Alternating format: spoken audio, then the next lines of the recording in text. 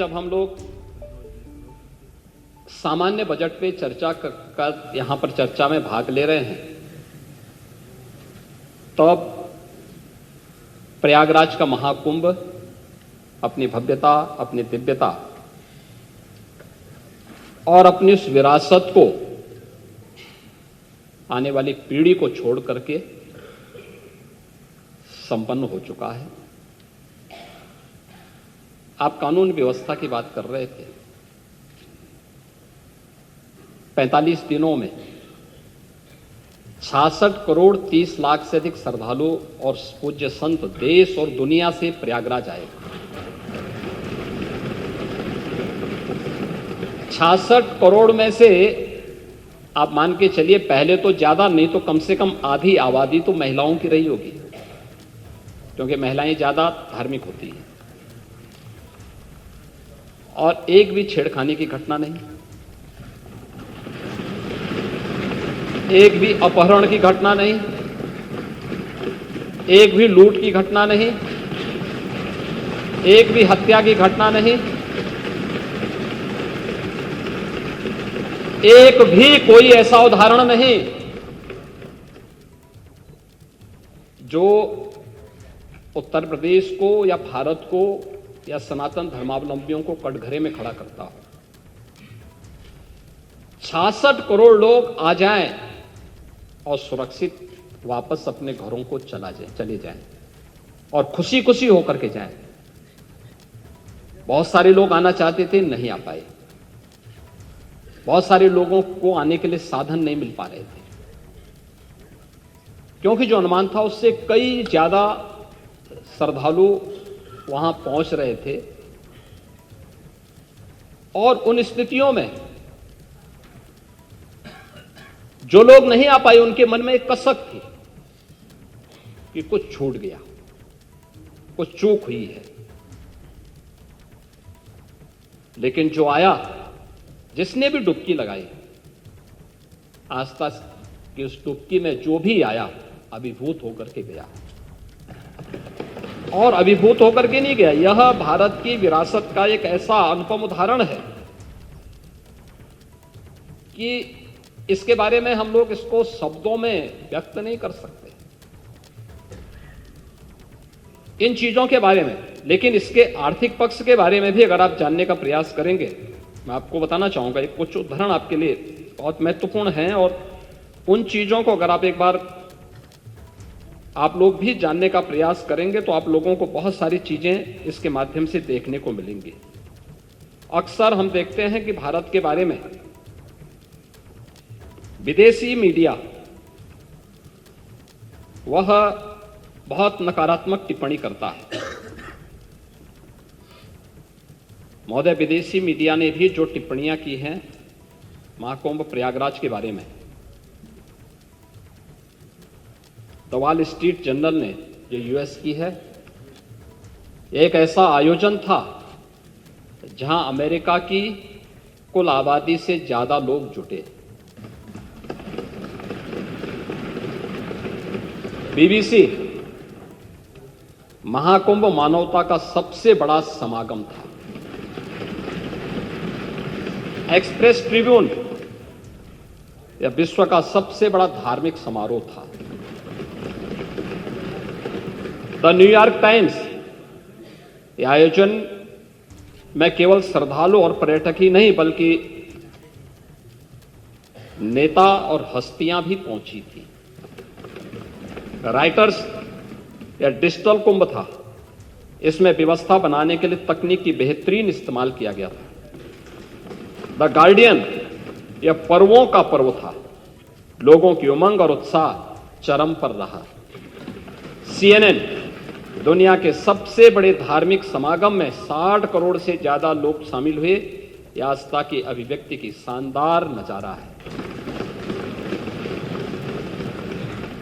UNESCO के director Tim Curtis ने जो बयान दिया, उन्होंने कहा कि यूनेस्को ने 2019 में कुंभ मेले को मानवता की मूर्त सांस्कृतिक धरोहर के रूप में मान्यता दी। इससे पहले 1923 में इसके सामाजिक आर्थिक एवं पर्यावरणीय प्रभावों की निगरानी की जा रही थी। उन्होंने कहा, कुंभ मेला प्राकृतिक और सांस्कृतिक धरोहर के रूप में विश्व को एक नई दृष्टि प्रदान करता है। महोदय, देश के सबसे प्रतिष्ठित जो पत्रकार हैं, इंडिया टीवी के एडिटर, उन्होंने अपनी टिप्पणी में कही कि महाकुंभ का आयोजन इतने बड़े पैमाने पर करना ये बड़ी हिम्मत का काम था और ये हिम्मत उत्तर प्रदेश सरकार ने दिखाई। ये आयोजन इतना सफल हुआ, ये चमत्कार से कम नहीं है। जब करोड़ों लोग एक साथ एक जगह पर आते हैं और रिस्क होता है। महाकुंभ के इस महाआयोजन ने यह साबित कर दिया है कि अगर इच्छा शक्ति हो तो 66 करोड़ लोगों को मैनेज किया जा सकता है। टेक्नोलॉजी का ठीक से इस्तेमाल किया जाए तो सिक्योरिटी प्रोवाइड की जा सकती है। कम्युनिकेशन स्किल हो तो करोड़ों लोगों के आने जाने का इंतजाम हो सकता है। लोगों का सहयोग मिले तो रोज लाखों लोगों के खाने का इंतजाम किया जा सकता है। हमेशा डराने वाली पुलिस का व्यवहार दोस्ताना हो सकता है। हजारों धर्म गुरुओं और साधु संतों का मान रखा जा सकता है। गरीब और अमीर को बिना किसी भेदभाव के संगम में डुबकी का अवसर दिया जा सकता है। अगर बिजनेस की कुशलता हो तो 7,500 करोड़ रुपए खर्च करके 3 लाख करोड़ से अधिक का लाभ हासिल किया जा सकता है। अफवाहों के बावजूद कुशल प्रबंधन से लोगों का भरोसा जीता जा सकता है। महाकुंभ का आयोजन एक अग्नि परीक्षा थी। इस परीक्षा में केंद्र और राज्य सरकार खरी उतरी है। पूरी दुनिया में सनातन का मान बढ़ा है। पूरी दुनिया में भारत के मैनेजमेंट स्किल, क्षमता और कुशलता के प्रति विश्वास बढ़ा है। पूरी दुनिया ने माना कि जो कोई नहीं कर सकता वो भारत ने करके दिखाया है। इस अभूतपूर्व आयोजन की गूंज पूरी दुनिया में वर्षों तक सुनाई देगी। ये भारत की सनातन की सबसे बड़ी उपलब्धि है। महोदय, हमारे कुछ विपक्षी दलों से जुड़ी हुई राज्य सरकारों के भी नेता प्रयागराज महाकुंभ में आए थे और उनमें हैं उनमें डिप्टी सीएम कर्नाटक। उन्होंने लिखा कि इस पवित्र आयोजन के लिए सभी आयोजकों को धन्यवाद। यह किसी के भी जीवन का एक ऐतिहासिक क्षण है। सरकार ने यहां आए करोड़ों लोगों के लिए जो व्यवस्था की है यह कोई छोटा काम नहीं है। सरकार ने अच्छा काम किया है। मैं महाकुंभ का हिस्सा बनकर के बहुत खुश हूं। उत्तर प्रदेश सरकार के वरिष्ठ मंत्री मुझसे मिलने बेंगलोर आए थे। उन्होंने मुझे महाकुंभ में शामिल होने का निमंत्रण दिया। मेरे लिए शानदार अनुभव था। खन्ना जी ही गए थे। महोदय, इसमें बहुत सारी सक्सेस स्टोरी भी देखने को मिली थी और उसमें आर्थिक पक्ष के बारे में, महाकुंभ के आर्थिक पक्ष के बारे में इसको लेकर के अनेक बातें सामने आई हैं और खासतौर पर देश के अंदर अलग अलग तबके ने महाकुंभ के बारे में, चूंकि ये बजट की सामान्य चर्चा है इसलिए महाकुंभ के आर्थिक पक्ष के बारे में अगर हम चर्चा न करें तो विरासत को विकास के साथ जोड़ने में हो सकता है कि आप लोगों को भी कुछ कंफ्यूजन और ज्यादा हो। इसलिए उस विरासत को जो आदरणीय प्रधानमंत्री जी ने 2019 में काशी विश्वनाथ धाम से प्रारंभ किया था, 2020 में अयोध्या में श्री राम जन्मभूमि पर राम मंदिर के शिलान्यास के बाद आगे बढ़ा। प्रयागराज महाकुंभ उसका एक चरम उत्कर्ष रूप के रूप में देश और दुनिया के सामने आया है और उसी विरासत की आर्थिकी क्या हो सकती है, वह विरासत विकास के साथ साथ आस्था को आर्थिकी के साथ कैसे जोड़ सकता है, इसके कुछ उदाहरण भी हैं जिसमें कैट ने स्वयं इस बारे में कहा है कि महाकुंभ में लगभग 3 लाख करोड़ यानी 360 बिलियन अमेरिकी डॉलर से अधिक का व्यापार हुआ है, यानी इससे लेन देन हुआ है। ये प्रदेश की अर्थव्यवस्था में सहभागी बनेगा। महाकुंभ 2025 प्रदेश की अर्थव्यवस्था को 3.5 लाख करोड़ का लाभ इससे मिलने का अनुमान है और प्रयागराज और आसपास के जनपदों को इसका प्रत्यक्ष और अप्रत्यक्ष लाभ प्राप्त हुआ है। महोदय, इसमें भारत के जो मुख्य आर्थिक सलाहकार हैं बी अनंत नागेश्वरन, उन्होंने इस बात को कहा है कि महाकुंभ मेले के कारण उपभोग खर्च में तेज बढ़ोतरी की उम्मीद हुई। इससे भारत को चालू वित्त वर्ष में 6.5% की विकास की दर हासिल करने में मदद मिलेगी।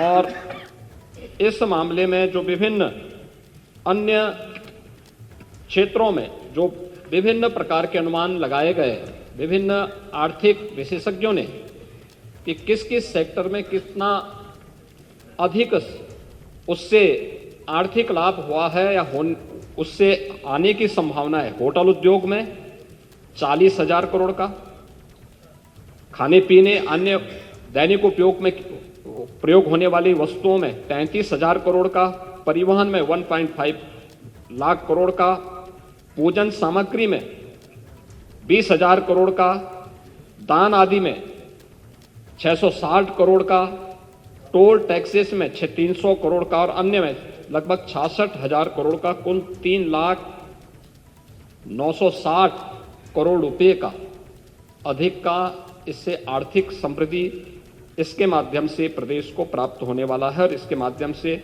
ये चीजें हम सबको प्राप्त हुई हैं। और खासतौर पर जो मैंने पहले भी कहा कि 5 नए आस्था के नए कॉरिडोर प्रयागराज महाकुंभ ने बनाए हैं और उसका लाभ पूरे प्रदेश में मिला, लेकिन इन 5 कॉरिडोर में विशेष रूप से हमें देखने को मिला था प्रयागराज से मां विंध्यवासिनी धाम और काशी के लिए एक, प्रयागराज से अयोध्या और गोरखपुर का 2, प्रयागराज से श्रृंगवेरपुर, लखनऊ और आपके नेमिष सारण्य का एक 3रा कॉरिडोर, प्रयागराज से लालापुर, राजापुर और चित्रकूट का एक 4था और प्रयागराज से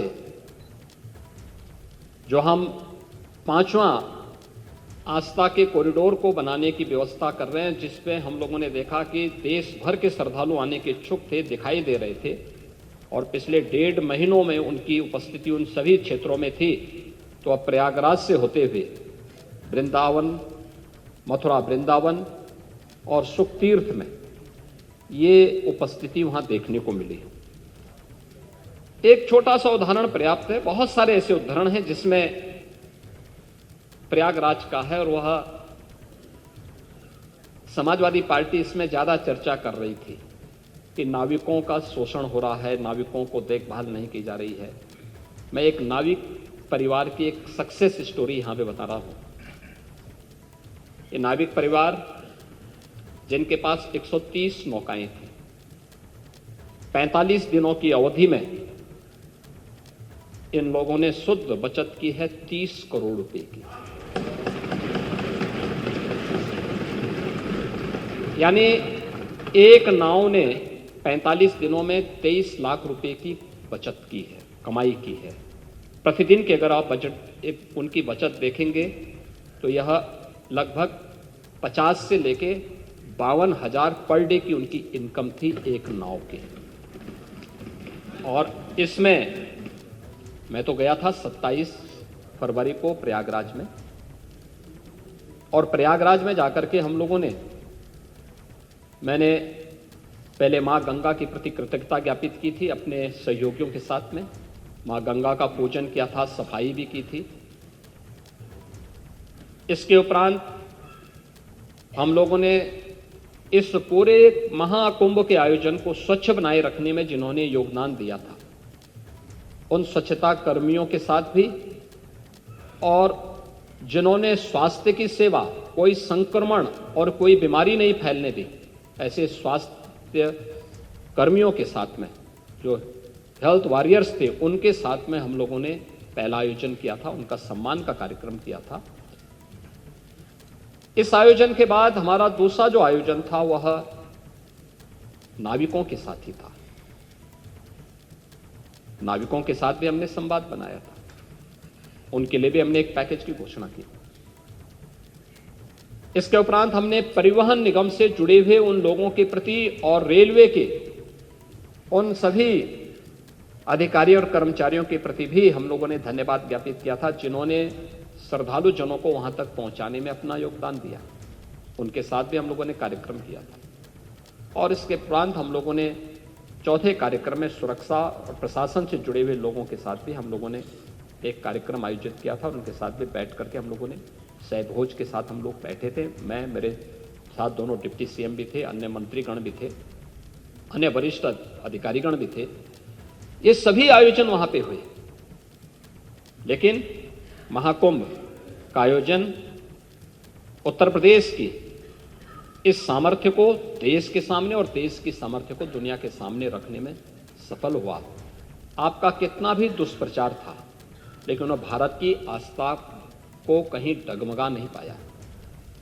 आप लगातार दुष्प्रचार करते रहे और आप लोगों का यह सबसे बड़ा हथियार था। आप लोगों ने इसके लिए बहुत तरीके से इसको लोगों के सामने बहुत नकारात्मक तरीके से प्रस्तुत करने का प्रयास किया, लेकिन आपकी नकारात्मक बातों पे न प्रदेश की जनता को न देश की जनता को ही विश्वास था। और मुझे लगता है कि यह आपके लिए उल्टी गिनती है कि जनता आपकी बात को अब सुनना ही बंद कर दी है। आप देखें ना कि कोई उत्तर प्रदेश का कोई गांव ऐसा नहीं था जिससे बस वहां नहीं पहुंची हो। आस्था नहीं तो ये जो हम कर रहे हैं ना, संभल में भी कर रहे हैं, ये आस्था का ही सवाल है। ये आस्था का ही सवाल है। ये जो कॉरिडोर बन रहे हैं, ये आस्था का ही सवाल है।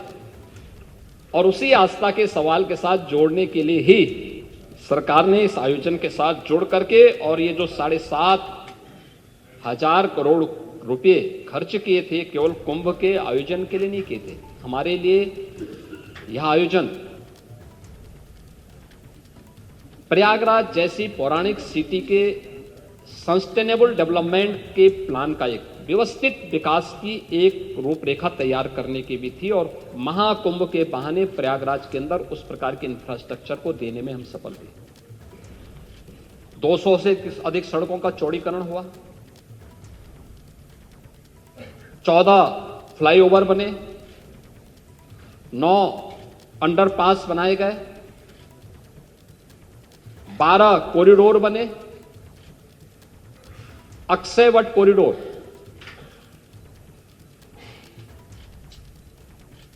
बड़े हनुमान जी का कॉरिडोर, सरस्वती कूप कॉरिडोर, पातालपुरी का कॉरिडोर, नागवासी की कॉरिडोर, महर्षि भारद्वाज कॉरिडोर, श्रृंगवेरपुर में भगवान राम और निषाद राज की गले मिलती हुई प्रतिमा के साथ साथ एक कॉरिडोर, जिस किले पे आप कब्जा करवा रहे थे, हमारी सरकार ने कॉरिडोर के रूप में विकसित करते हुए त्रेता युग की स्मृति को जीवंत करने का काम कराया। आपके लिए वोट बैंक था, हमारे लिए विरासत थी। बस अंतर यही है। और आस्था का सम्मान हम कर रहे हैं, इसलिए जनता हमारी बात सुन रही है। जनता को मालूम है कि आप केवल वोट बैंक के साथ खिलवाड़ करेंगे, वोट बैंक देखेंगे और जनता को धोखा देंगे। इसलिए जनता ने आपकी बात को अनसुना किया है और 27 में भी जनता जनार्दन यही करने जा रही है।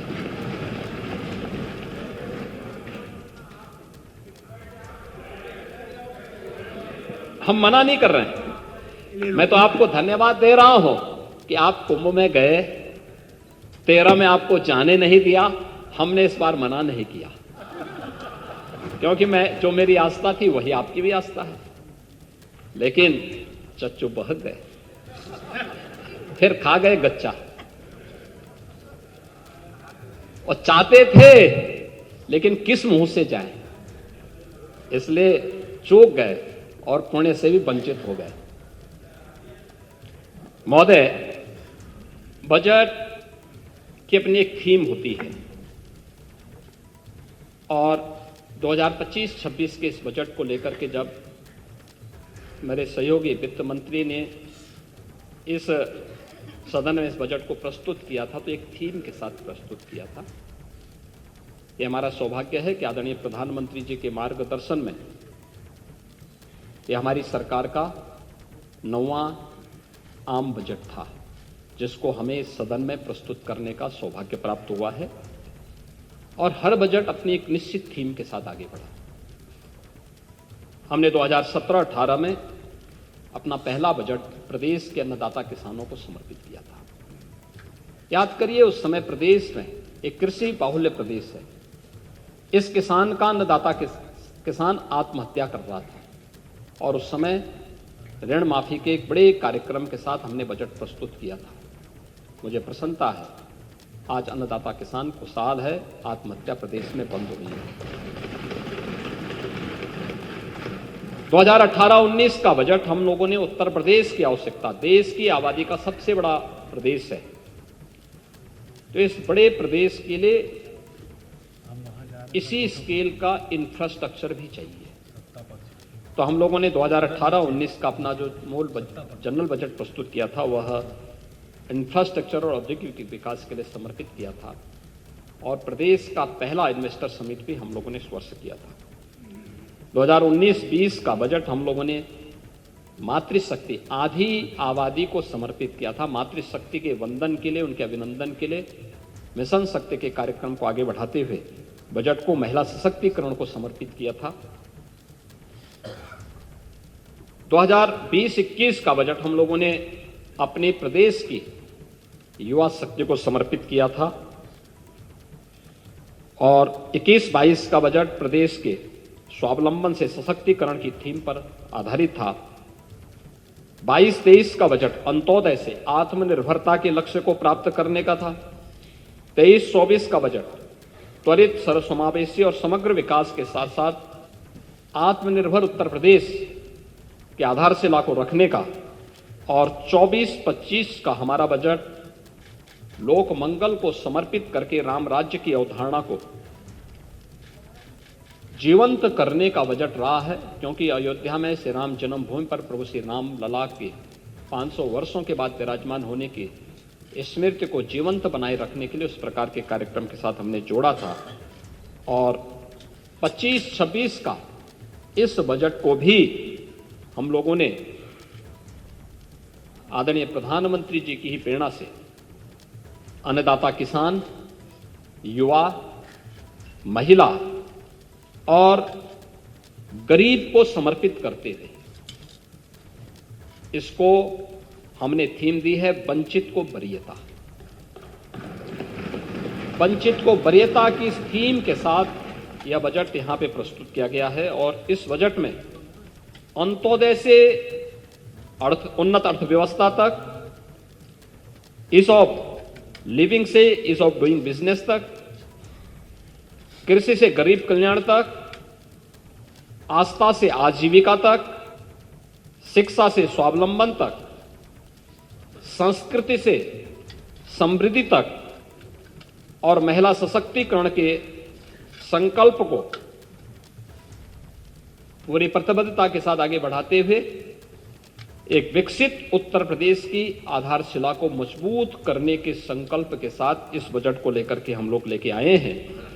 और जिस लोक कल्याण की एक एक पंक्ति को पढ़ करके हमारे नेता प्रतिपक्ष यहां पे कह रहे थे कि हमने लोक कल्याण पत्र में ये घोषणा की है।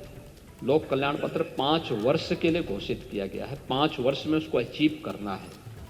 अभी हमारी सरकार के 3 वर्ष 25 मार्च को पूरे होने जा रहे हैं सेकेंड पार्ट के, और अभी हम लोगों ने 151 में से 38 घोषणाएं हम पूरी कर चुके हैं। 91 घोषणाएं हमारी गतिमान हैं और 22 घोषणाओं में से कुछ की घोषणा इस बजट में की गई है और कुछ घोषणाएं हमारे अगले बजट में होने जा रहे हैं, जिन पर मैं भी चर्चा करने जा रहा हूं। तो हम लोग जो कहते हैं वो करके दिखाते हैं और जनता को यही विश्वास है, ये लोग जो कहेंगे वो करेंगे। और इसीलिए आज हम सब यहां पर उस बजट के उस भाव के साथ यहां पर आए हैं कि यह बजट उसी भाव के साथ यहां पर घोषित किया गया है और वही हम लोग यहाँ पर किए हैं। बजट के आकार के बारे में आपने चर्चा की, मुझे तो मैं भौचक था जब आप 24-25 के बजट के बारे में चर्चा कर रहे थे कि 9 लाख करोड़ का आपने किया था। 9 लाख करोड़ का नहीं था। हमारा जो मूल बजट था, मैं उसी पे आ रहा हूं ना, मैं उसी पे आ रहा हूं। वह हमारा जो मूल बजट था 2024-25 का, वह था 7,36,000 करोड़ का, 8 लाख नहीं था। और 2 अनुपूरक हम लेके आए थे, 2 हमारी सप्लीमेंट्री आई थी, उनमें से कुल मिलाकर के वो 30,000 करोड़ का था। तो कुल होता है 7,66,000 करोड़ का। आप पाणी जी, मुझे लगता है एक बार फिर से देख लेंगे आंकड़े जिसने भी दे दिए हैं। देखिए, आपके साथ समस्या यही है, जब आप अपने विवेक से बोलते हैं तो सही बोलते हैं, लेकिन जब आप पढ़ने लगते हैं, कोई लिख के आपको देता है, जबरन आपके मुंह पे अपने शब्द थोपता है, तो आप थोड़ा ट्रैक से हट करके बोलने लगते हैं। तो आपको ये शोभा नहीं देता। अरे मैं आंकड़े बोल रहा हूं ना, आंकड़े तो मैं दे रहा हूं आपको कि मूल बजट हमारा था 7,36,000 करोड़ का, और दोनों सप्लीमेंट्री जोड़ करके 30,000 करोड़ का होता है। तो कुल मिलाकर के 7,66,000 करोड़ का था। और 7,66,000 करोड़ के बाद अब हमारा जो मूल बजट है वह है 8,08,000 करोड़ का है। अगर आप इस बात को देखेंगे, आपने कहा कि सरकार ने पिछले उसमें 6 महीने में पैसा खर्च नहीं किया। बजट का जो ट्रेंड होता है, बजट साल भर के लिए प्रस्तुत होता है पांडे जी, 6 महीने के लिए नहीं होता है। योजनाएं बनती हैं, बनने के बाद उसको फिर उसके एग्जीक्यूशन में कुछ समय लगता है, फिर वो आगे बढ़ता है, फिर उन ऑनगोइंग प्रोजेक्ट जो होते हैं ये चलते हैं, एक समय सीमा होती है, किसी के 18 महीने होती है, किसी के 24 महीने होती है, उसके दौरान ही वो चीजें होती हैं। आप उसको पहले 1 साल में 6 महीने में क्यों पूरा कर देना चाहते हैं? कुछ गड़बड़ जरूर है। और इसीलिए आप मैं वही कह रहा हूं ना, मैं वही कह रहा हूं कि आपने 24-25 के बजट की जो बात की, उसमें भी आप सही तथ्य नहीं प्रस्तुत कर पाए। मैं तो आपको दे रहा हूं, आप 15-16 के बजट को देखें, 16-17 के बजट को भी देखें, और 24-25 के बजट को भी देखें, तो सभी बजट में एक जैसी वो दिखेगी। हां, अलग विषय है कि बजट के दायरे को हमारी सरकार बढ़ाने में सफल हुई है, और उसके परिणाम भी मैं इसमें भी चर्चा आपसे करूंगा कि बजट जितना पहले खर्च होता था उससे ज्यादा खर्च आज बढ़ा है, उससे ज्यादा हुआ है, और उसी पे हम आज इस पे चर्चा भी करेंगे। बजट का आकार इस 25-26 का जो बजट का आकार है वह पिछले बजट से कम नहीं है, बल्कि उससे ज्यादा है। जो कुल दोनों बजट को मिला, यानी मूल बजट के साथ साथ सप्लीमेंट्री को भी जोड़ लेंगे तो 7,66,000 करोड़ का होता था, और इस बार बढ़ाकर के यह 8,08,736 करोड़ रुपए से अधिक का यह बजट है। और यह किसी भी राज्य का सबसे बड़ा बजट है, यह उत्तर प्रदेश राज्य का बजट है। और यह भी मैं आपको बताऊं, 2016-17 की तुलना में यह बजट 2.5 गुना बड़ा है, और 24-25 की तुलना में यह लगभग 10% अधिक है। यह जो बजट का दायरा हमने बढ़ाया, इसका आकार जो बढ़ाया है, यह अंतिम पायदान पर बैठे हुए व्यक्ति के स्वावलंबन के लिए, प्रदेश के इंफ्रास्ट्रक्चर डेवलपमेंट के लिए, आम जन के जीवन स्तर को उठाने के लिए, उनको बुनियादी सुविधाओं से जोड़ने के लिए, प्रति व्यक्ति आय को बढ़ाने के लिए, और उत्तर प्रदेश जैसे राज्य में आर्थिक विकास को तेज करने के लिए यह बजट हम लोगों ने इस बजट के दायरे को बढ़ाया है।